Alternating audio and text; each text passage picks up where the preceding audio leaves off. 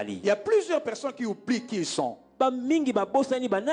Simplement parce que tu vis une certaine vie et tu oublies qui tu es réellement. On a mis du sable dedans. Si on l'utilise encore pour mettre de l'eau à boire, cela va donner la mort.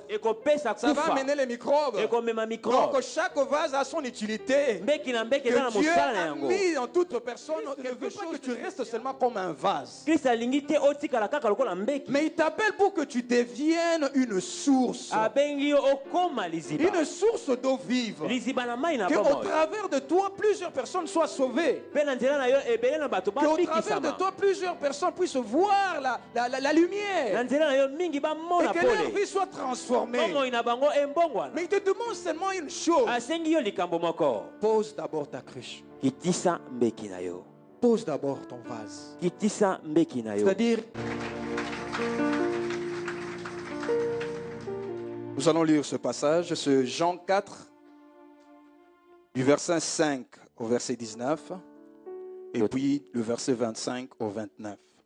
Totangi mokandana Jean 4, verset 5 à 19 et 25 à 29. Nous lisons. Il arriva dans une ville de Samarie, nommée Sychar, près du champ que Jacob avait donné à Joseph, son fils. Là se trouvait le puits de Jacob. Jésus, fatigué du voyage, était assis au bord du puits. C'était environ la 6e heure. Une femme de Samarie vint puiser de l'eau. Jésus lui dit, « Donne-moi à boire. » Car ses disciples étaient allés à la ville pour acheter des vivres. La femme samaritaine lui dit, « Comment, toi qui es juif, me demandes-tu à boire à moi qui suis une femme samaritaine? Les Juifs, en effet, n'ont pas de relation avec les Samaritains. » Jésus lui répondit, « Si tu connaissais le don de Dieu et qui est celui qui te dit, « Donne-moi à boire », tu lui aurais toi-même demandé à boire et il t'aurait donné de l'eau vive. « Seigneur, lui dit la femme, tu n'as rien pour puiser et le puits est profond. D'où aurais-tu donc cette eau vive?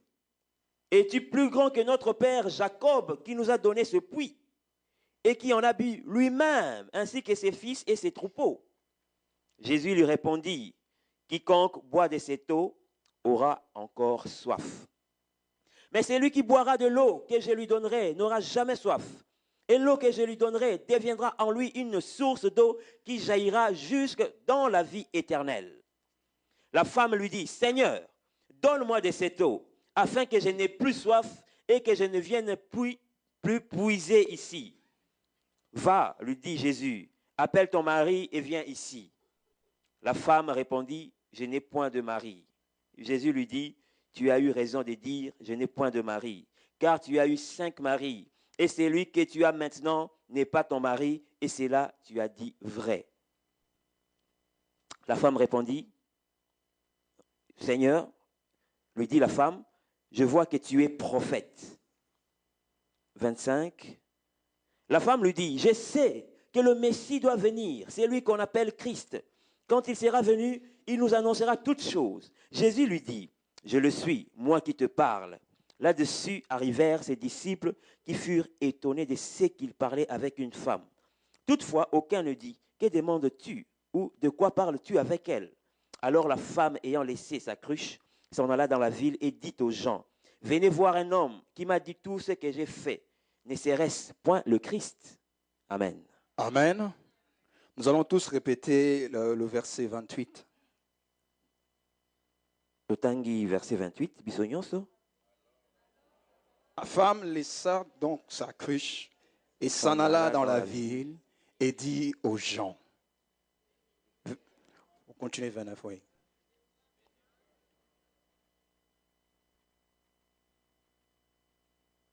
Amen. Amen. Notre thème d'aujourd'hui, c'est pose ton vase. Ou pose ta cruche. C'est la même chose. Alléluia. Amen. Dans la vie, il y a plusieurs vases. Et normalement, un vase est un récipient qui est destiné à recevoir du liquide, du solide, tout genre de choses. Et nous voyons que beaucoup utilisent le vase comme ils le veulent. Certains y mettent du parfum, de l'eau à boire, d'autres y mettent du sable, et dans d'autres pays on y met même des serpents, des scorpions même. Du côté du Inde, de Jean le charmeur de serpents, ils amènent leurs serpents, ils les mettent dans un vase.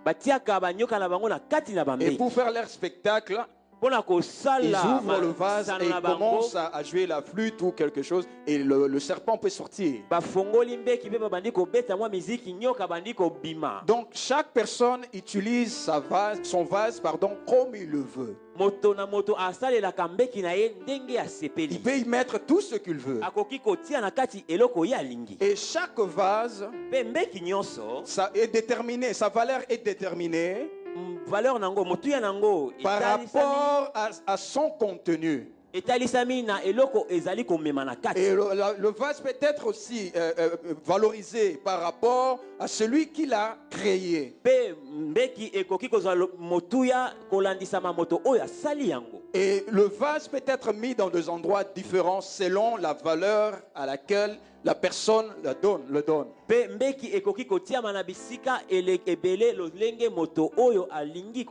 Alléluia. Amen. Vous pouvez peut-être vous demander, mais le frère il est venu nous parler de vase aujourd'hui ou quoi? Mais par la grâce de Dieu, nous allons obtenir quelque chose venant de l'Éternel. Et je voulais te faire voir une chose, à savoir que ce vase dont je parle ici, c'est toi. Alléluia. Amen. Ou cette cruche dont on parle ici, c'est ta vie. Et dans ta vie ou bien dans toi, tu es libre de mettre en toi ou bien de recevoir en toi tout ce que toi tu veux. Alléluia. C'est-à-dire, si tu veux du parfum, tu peux mettre.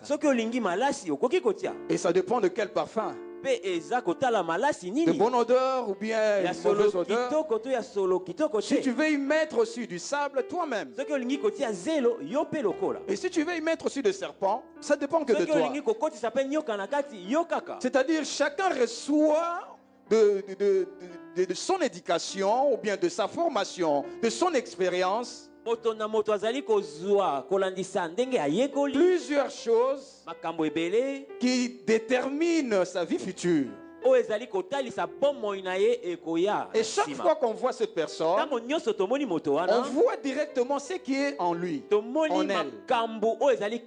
C'est-à-dire chaque personne, lorsqu'elle se met à parler, on peut directement comprendre ou détecter qu'est-ce qu'il y a dans son cœur ou bien dans sa vie.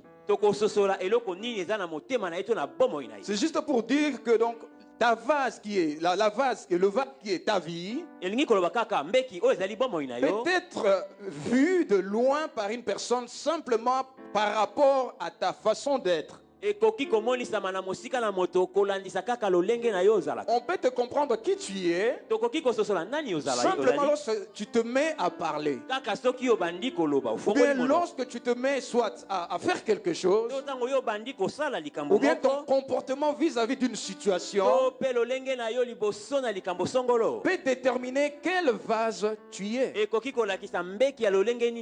Et la Bible dit que c'est de l'abondance du cœur que la bouche parle. Donc tout ce qui est dans ton cœur, que toi tu gardes, c'est cela que tu marches avec ça. C'est ça qui fait que tu sois telle ou telle personne. Alléluia. Et par rapport à ta vie, par rapport à ce vase que tu es, tu peux être mis d'un côté ou dans l'autre. Parce que nous voyons qu'il y a certaines vases qui se retrouvent dans l'église, dans le temple. Il y a d'autres vases qu'on retrouve dans les palais royaux. D'autres vases, on les retrouve dans des magasins. Et chaque vase se trouve dans un endroit précis par rapport à sa valeur ou par rapport à son utilité.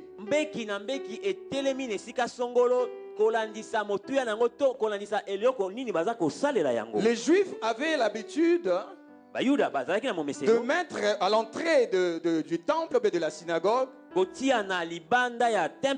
de vases qui contenaient de l'eau pour qu'ils puissent se purifier. Donc vous voyez, à l'entrée du temple, il y avait des vases comme ça. Mais à l'intérieur du temple, il y en avait aussi d'autres qu'ils utilisaient aussi pour d'autres utilités. Donc vous voyez qu'il y avait quand même une différence entre ces vases-là qui étaient à l'entrée, quand tout le monde mettait sa saleté dedans, et ces vases qui étaient à l'intérieur.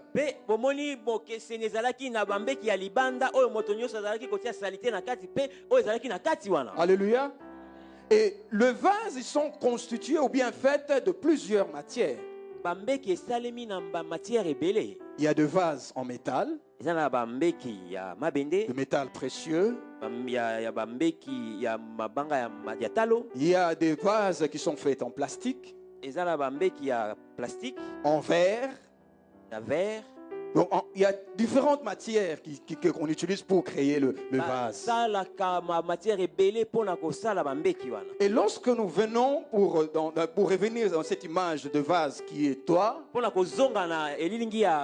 nous voyons aussi que Dieu a créé plusieurs personnes, de plusieurs races, de plusieurs morphologies, de plusieurs natures.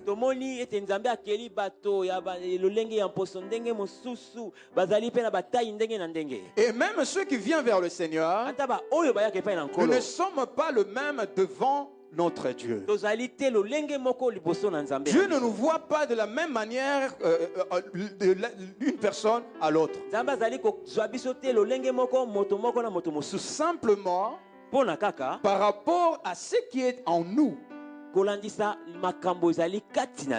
Alléluia. L'Éternel a mis plusieurs dons en nous. Il a mis plusieurs choses en nous, de talent ou bien de grâce.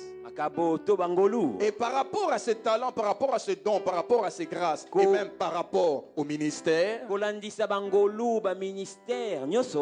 Dieu est en train de classifier ces vases, de classifier les vies de personnes. Celui qui crée le vase, ce n'est pas lui qui décide de l'utilité de ce vase. C'est plutôt celui qui a acheté ce vase qui va décider de l'utilité de ce vase. C'est pour dire, Dieu qui t'a créé, il t'a donné toutes les capacités, des grâces et de dons. Mais il t'a donné la liberté d'en disposer comme toi tu le veux. Alléluia. Amen. Si tu veux mener ta vie dans un bon sens, c'est bien pour toi. Si tu veux amener ta vie à la prostitution, c'est toi qui le vois. Si tu veux mener ta vie dans la criminalité, ça ne dépend que de toi. Si tu veux amener ton vase dans la maison de féticheurs, c'est toi qui le vois. Dieu, il te regarde. Mais il t'attend seulement à la fin. Parce que toi qui es ce vase-là, tu ne demeureras pas éternellement sur cette terre. Mais tu dois rentrer vers lui. Et c'est dans ce moment-là qu'il va te recommander, te demander des comptes. Je t'ai créé belle, ma fille. Mais qu'est-ce que tu as fait de ta beauté? Je t'ai donné en tout cas beaucoup de force, mon garçon. Mais qu'est-ce que tu as fait de ta force. Je t'ai donné beaucoup d'intelligence. Mais qu'est-ce que tu as fait de ton intelligence? Alléluia. Donc tu décides toi-même, pendant que tu es sur cette terre, de mettre en toi, de recevoir en toi tout ce que toi tu veux. C'est vrai, deux fois on fait des choses, ou bien on reçoit des choses qui nous semblent bons. Mais or, cela n'est pas bon pour l'éternel. Tu fais des choses pour ton bon plaisir. Or que cela ne plaît pas à notre Dieu. Mais sache plutôt, cherche plutôt à faire des choses qui puissent plaire à celui qui t'a créé. Parce que tu es venu sur cette terre avec une mission. Et par rapport à cette mission, Dieu a disposé ton vase avec une certaine grandeur, avec une certaine largeur, le forme. Dieu seul sait pourquoi il a fait tout cela. Et il attend recevoir quelque chose venant de toi, les vases de l'Éternel. Alléluia. Amen. Nous voyons ici Jésus-Christ. Après un long travail, après le baptême de plusieurs personnes, la prédication de plusieurs personnes, et après qu'il ait reçu même le disciple de Jean-Baptiste, il était fatigué. Il a demandé à ses disciples qu'ils puissent aller en Judée. Mais pour aller en Judée, il devait passer par la Samarie. Et précisément dans la ville de Sichar. Samarie était une terre, si je peux dire, ennemie pour les Juifs. Les Juifs et les Samaritains ne s'attendaient pas. Et pourtant, ils avaient un même descendant, un même ancêtre, Jacob. Nous retrouvons cette situation dans nos églises aujourd'hui. Plusieurs églises aujourd'hui, ayant pourtant en commun la foi, la même foi, et ayant pourtant en commun le même Seigneur, Jésus-Christ, mais pourtant ils ne s'attendent pas. Et ils disent, nous sommes de telle dénomination, nous sommes d'un tel pasteur, et chez nous avons une telle doctrine, chez nous avons une telle grâce, et nous ne pouvons pas partager avec vous. Mais or que ce Christ que nous avons cru en lui est le même Christ. Alléluia. Amen. Nous voyons même ce conflit dans les familles. Je fais un constat depuis que je suis ici en Europe. Je vis comment les familles, même les familles africaines, comment ils sont séparés entre eux. Je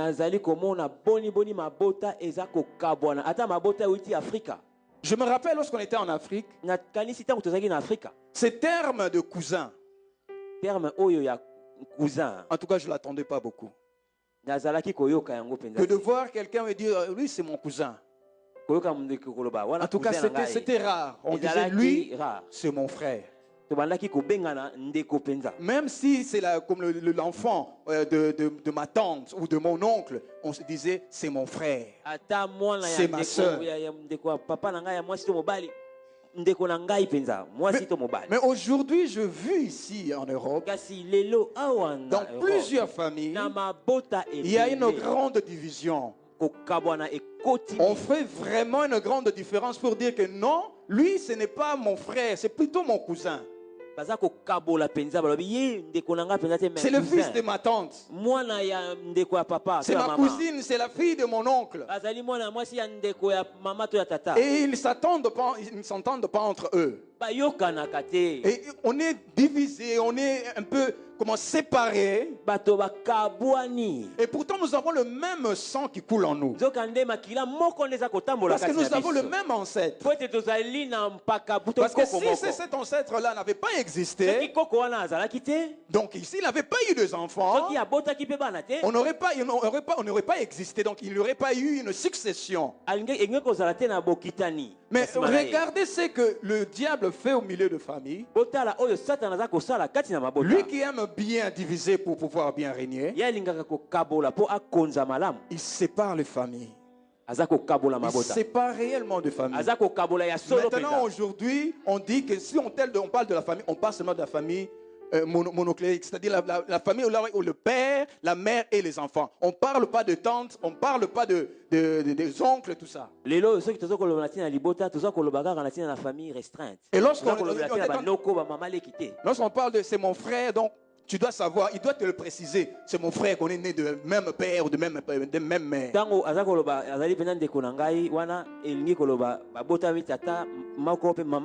Ça, c'est l'œuvre du diable.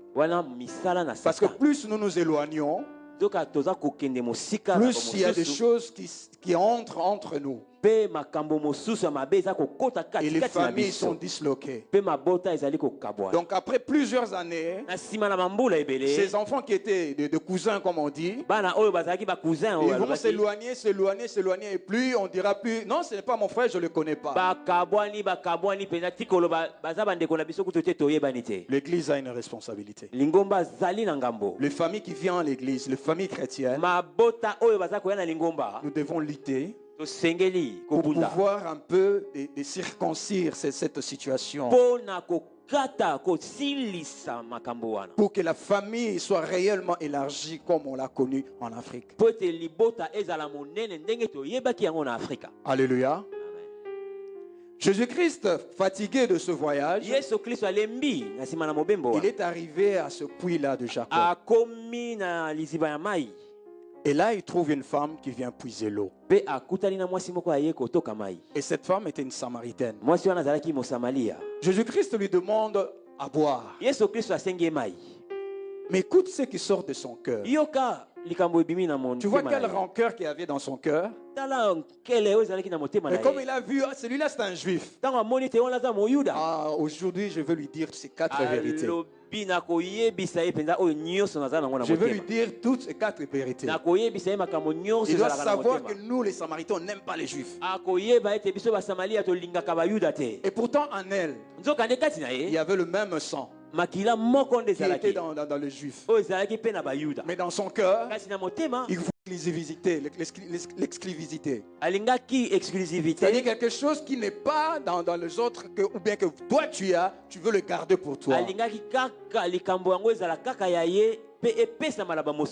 Alléluia. Alors que nous, chrétiens, nous avons reçu quelque chose venant de notre Dieu. Nous avons reçu la parole. Et cette parole, nous ne pouvons pas la garder. Nous ne pouvons pas dire cette parole est seulement pour nous. Non. Jésus-Christ nous a donné cette parole pour la partager. Il nous a donné une mission de mener cette parole, de la propager jusqu'aux extrémités de la terre. Et parmi les chrétiens, on ne fait plus attention aux races ou bien aux pays. On ne fait plus attention aux tribus ou bien aux cultures. Puisque nous avons une seule culture, la culture chrétienne. Puisque nous avons une seule coutume, et une coutume chrétienne. Alléluia. Amen. Et cette femme a dit à Jésus, mais moi je ne peux pas te donner de l'eau. Parce que toi tu es juif. Et moi je suis samaritain. Mais quelqu'un qui a soif, il est devant toi. Tu veux le voir mourir simplement parce qu'il n'est pas de la même race que toi. Mais comment les humains peuvent être si méchants? Que je laisse mourir mon frère, ma soeur. Simplement parce qu'il n'est pas de mon pays. Même si dans le passé on a eu des conflits, nos grands-parents ou bien les politiciens ont eu des conflits entre eux. Moi je vais les laisser mourir devant mes yeux. Non, non, non. Alléluia. Amen. Dites un peu non, non, non. Je ne peux pas laisser mon frère, ma soeur mourir devant moi. Même ici en Europe, si tu fais ça, si on sait que toi tu étais là, lorsque cette personne est morte, on va t'arrêter pour non-assistance à une personne en danger. Tu dois aider ton prochain. Même le proverbe dit, si tu as quelque chose que tu peux donner à ton frère aujourd'hui, ne lui dis pas reviens après, je veux voir. Non, non, non, non. Donne-lui maintenant parce qu'il en a besoin maintenant. Jésus-Christ avait soif. Mais cette femme, au lieu de la donner ce taux, elle a commencé à lui faire des histoires. Alléluia. Amen. Heureusement que Christ est Dieu. Heureusement, Jésus-Christ est Dieu. Et lorsqu'il s'est présenté ce jour-là devant cette femme, ce n'était pas seulement pour boire de l'eau. Et il ne demandait pas de cette eau-là. Il demandait autre chose. Il demandait plutôt à cette femme-là, donne-moi ta vie. Donne-moi ta vie. Donne-moi ta vie pour que je puisse utiliser cette vie. Parce que tu as utilisé ta vie comme tu la voulais pendant longtemps. Mais je veux maintenant que tu me donnes ta vie. Effectivement, cette femme pendant longtemps, elle a mené une vie de prostituée. Dans toute la Samarie, cette ville-là de Sichar, on la connaissait.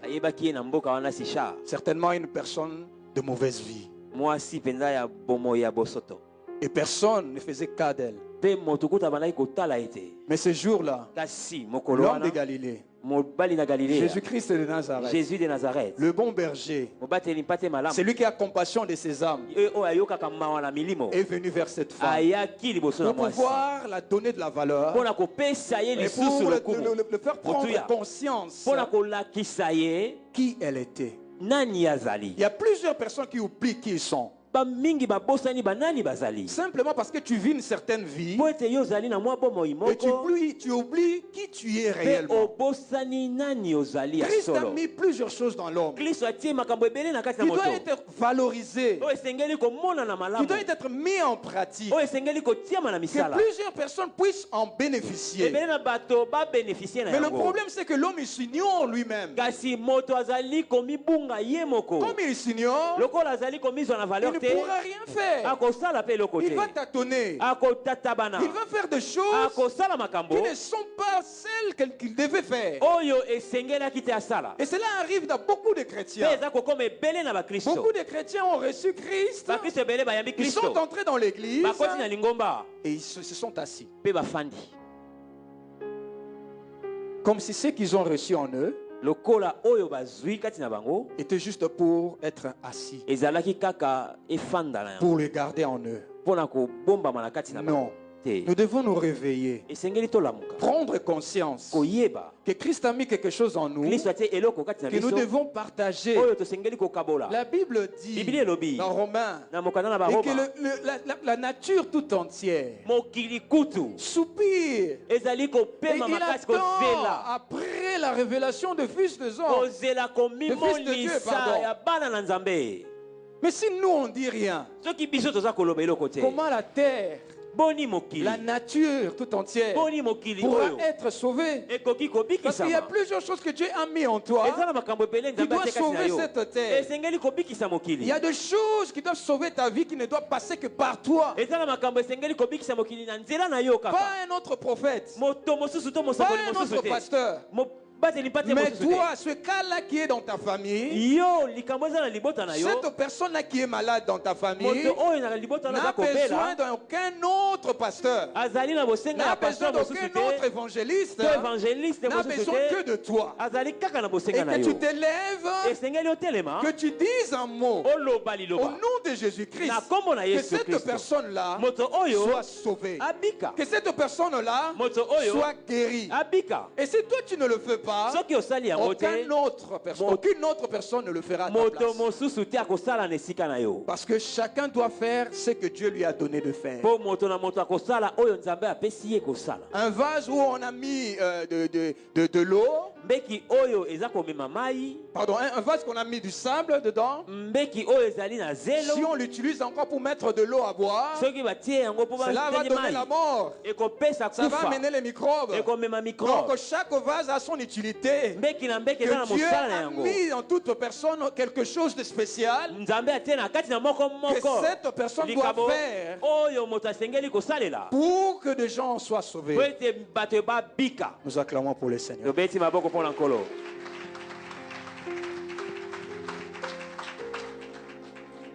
Ce jour-là, Jésus-Christ s'est approché de cette femme pour son salut. Ce n'était pas pour son jugement. Même si cette femme-là commençait à juger Jésus, commençait à le condamner, mais Christ n'a pas désespéré. En étant Dieu, il savait ce qu'il voulait. Il savait ce qu'il était en train de faire. Il voulait le salut de cette femme. Et qu'au travers de cette femme, qu'il puisse toucher les autres Samaritains. Alléluia. Amen. Lorsque Christ lui a demandé à boire, il lui a dit, elle lui a dit, pardon, mais moi je suis samaritaine, je ne peux pas te donner à boire. Parce que nous, entre nous, il n'y a pas d'attente. Alors je ne peux rien te donner. Mais Christ lui a demandé, si tu savais, le don de Dieu, et celui qui te tient devant toi, qui te demande, donne-moi à boire, ce serait plutôt toi qui l'aurais demandé à boire, et il t'aurait donné de l'eau vive. Alléluia. Amen. Nous passons souvent à côté de notre salut. Nous passons souvent à côté de notre guérison. Nous passons souvent à côté de nos bénédictions, simplement parce que nous fixons nos regards sur la personne physique.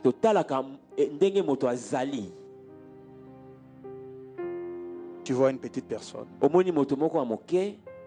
tu négliges. Or que c'est cette personne-là qui est venue pour ton salut. Un de mes frères me dit souvent cette chose. Il dit, aujourd'hui dans nos églises africaines, on croit qu'un pasteur doit avoir un gros ventre, bien costaud, et il doit parler avec une voix un peu lourde ou rocailleuse. Alors là, on va le respecter.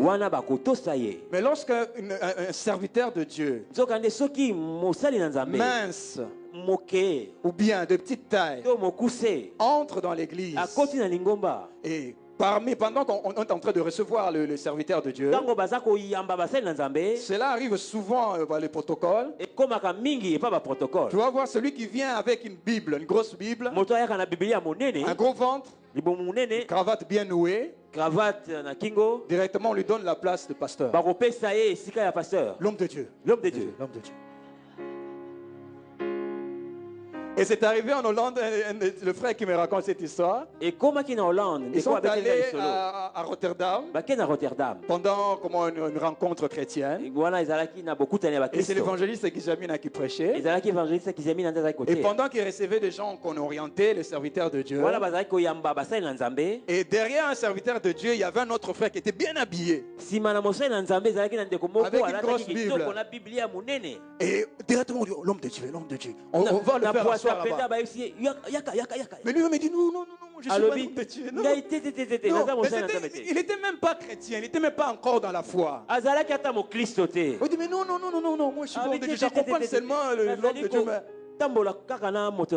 Voilà pourquoi Dieu a dit à Samuel, ne regarde pas l'apparence. Ne regarde pas l'apparence. Ne regarde pas l'apparence. Alléluia. Amen. Lorsque je suis parti à Kinshasa, et par la grâce de Dieu, Dieu nous a introduit auprès d'une femme. Et ça faisait longtemps qu'elle est dans le mariage, elle attendait à concevoir, mais n'arrivait pas à concevoir.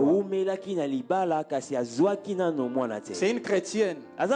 Elle est même servante dans l'église là-bas. Lorsque ma belle-sœur m'a parlé d'elle, je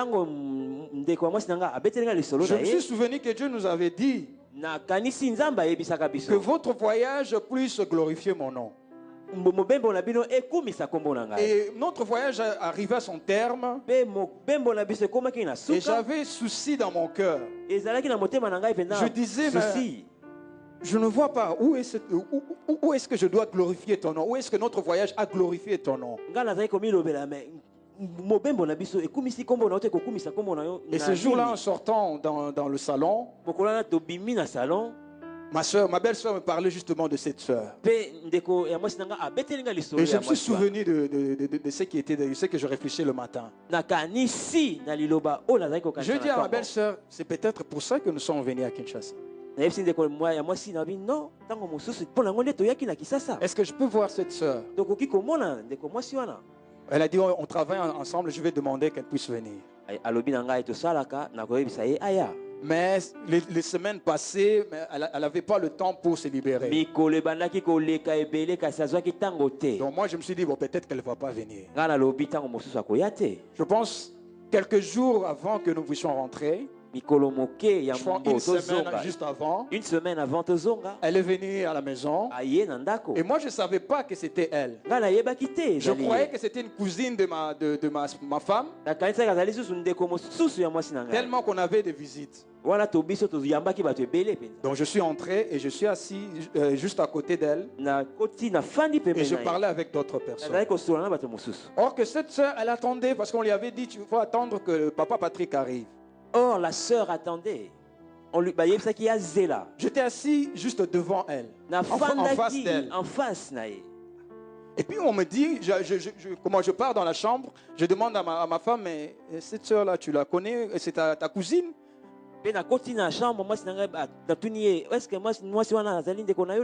Elle me dit non, je ne la reconnais pas. Et puis elle se renseigne auprès de mes nièces qui étaient là. Elle dit non, c'est la sœur, c'est la collègue qui travaille avec maman au travail. Et c'est elle qui est venue vous voir. Ah bon?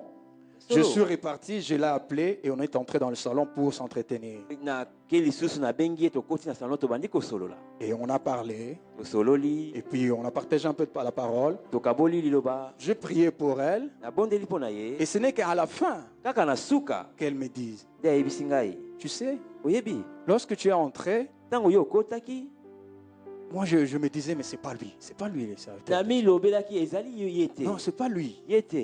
Et directement dans mon cœur, j'ai entendu la voix de l'Éternel pour dire, ne fais pas attention à l'apparence. C'est mon serviteur. Donc elle a compris. Donc pour elle, elle regardait l'apparence. Et surtout à Kinshasa, ils sont habitués à des pasteurs un peu imposants. Des gens qui font beaucoup de bruit et tout ça. Donc elle s'attendait que cette personne-là sera grande. Et elle va dire, c'est alléluia.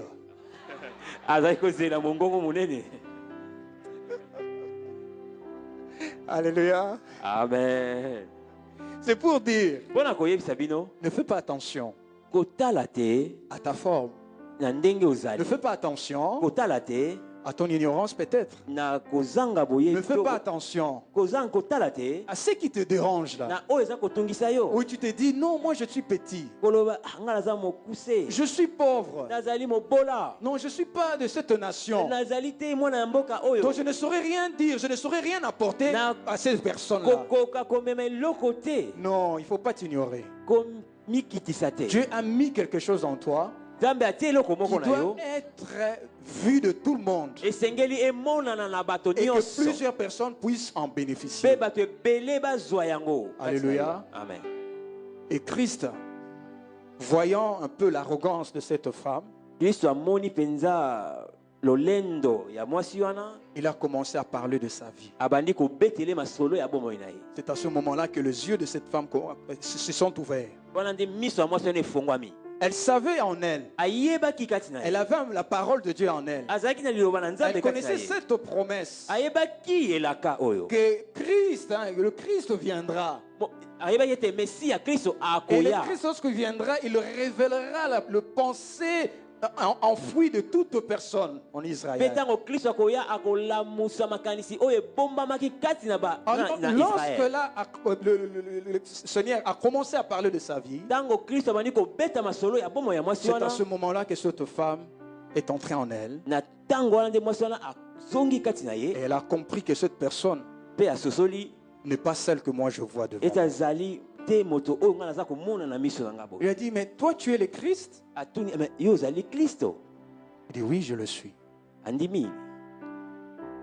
Quelle grâce Dieu lui a fait. Pendant que plusieurs pharisiens, plusieurs sacrificateurs, plusieurs prêtres n'avaient pas eu cette grâce-là de reconnaître Christ. Et que Christ puisse dire aussi, oui, je le suis. Mais cette femme a eu cette grâce. Alléluia. Et Christ lui a dit à propos de sa vie. Et lorsqu'il avait dit, si tu savais le don de Dieu qui est en moi, et la personne qui se tient devant toi, qui te demande à boire, c'est plutôt toi qui lui aurais demandé à boire et il t'aurait donné de l'eau à boire, de l'eau vive. Amen. Lorsqu'elle a reconnu ça, et Christ lui a dit, cette eau-là, moi, que je vais te donner, cette eau-là, tu la boiras pour l'éternité. C'est-à-dire, cette eau-là, tu n'auras plus soif lorsque tu auras bu cette eau. Pour l'éternité. En écoutant cela, cette femme a dit, mais c'est ce que moi je cherche. Vous savez, dans nos vies, nous faisons beaucoup de choses qui réellement dont nous n'avons pas besoin.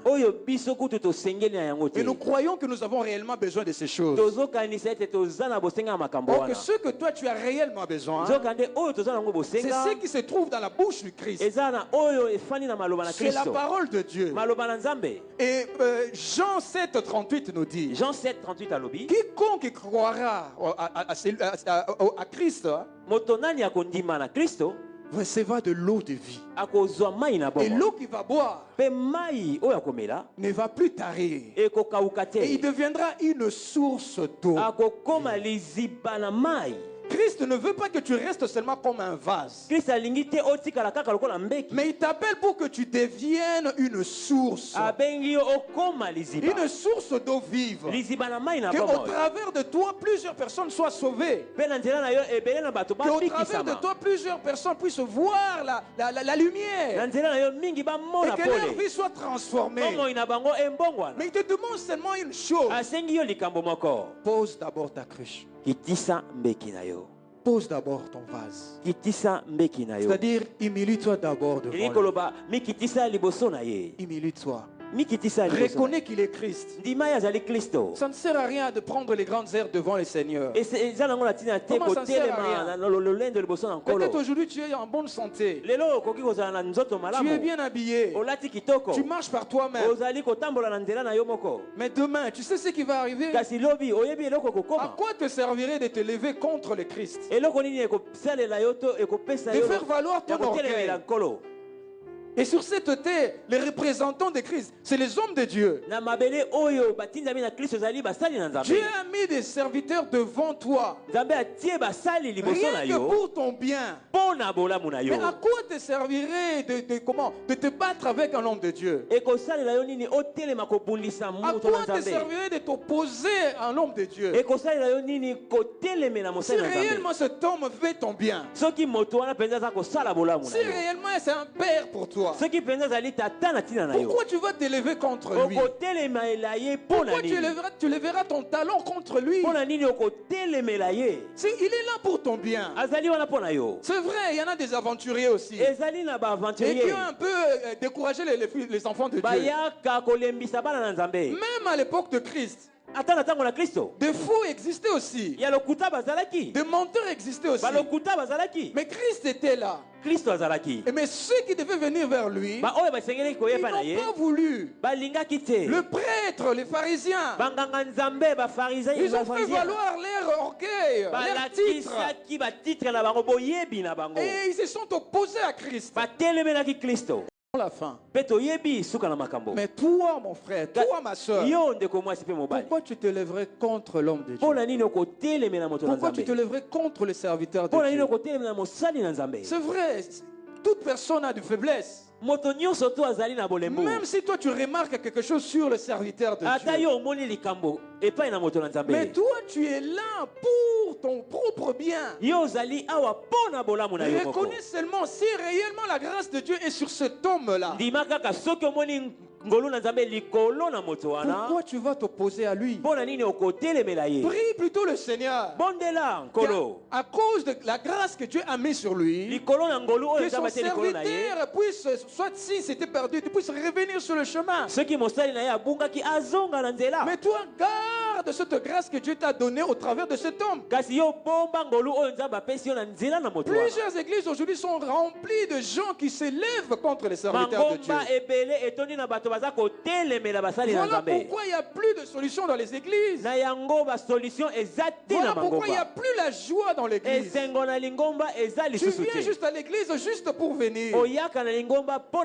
Mais tu ne t'attends à rien. Puisque tu ne considères pas celui qui a été envoyé devant toi pour ton bien. Tu ne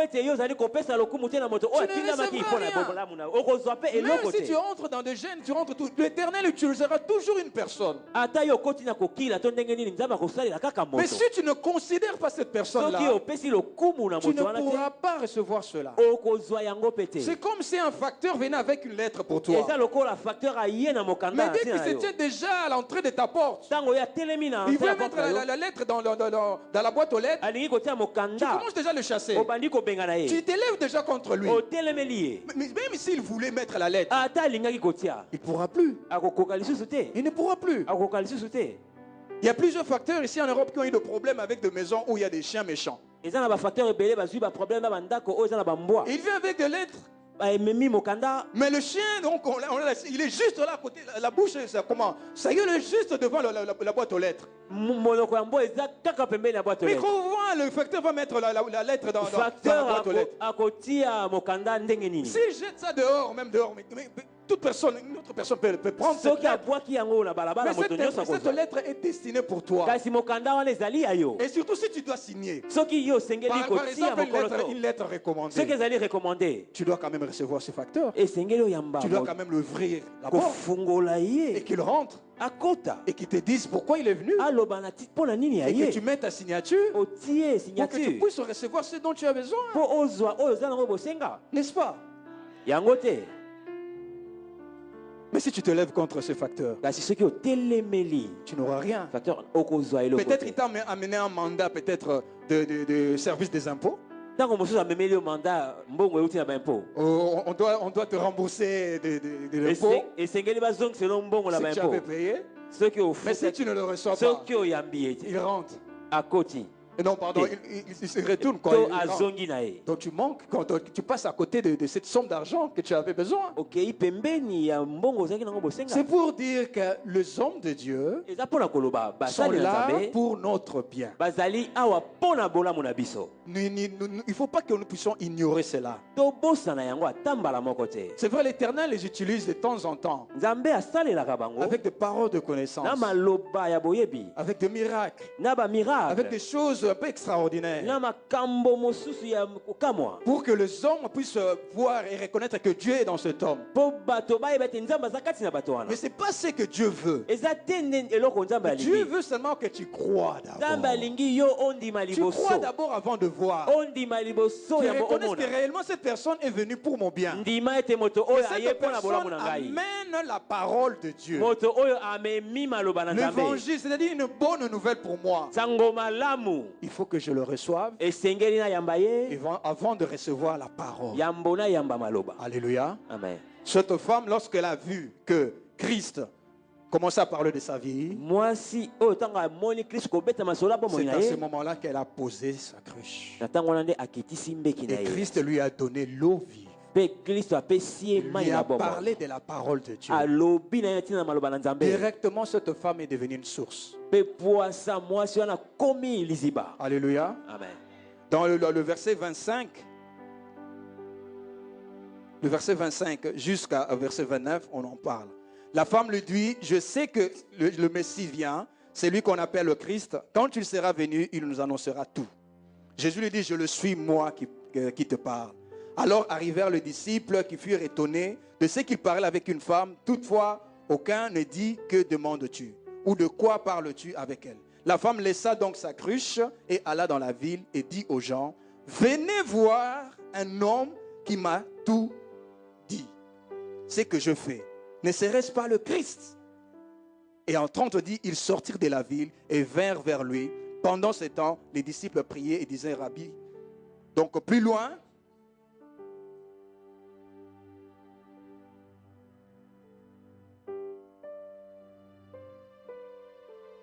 voilà. Nous pouvons lire à partir du verset 40, le frère dit. À partir du verset 40 jusqu'au 42. Aussi, quand les Samaritains vinrent le trouver, ils le prièrent de rester auprès d'eux.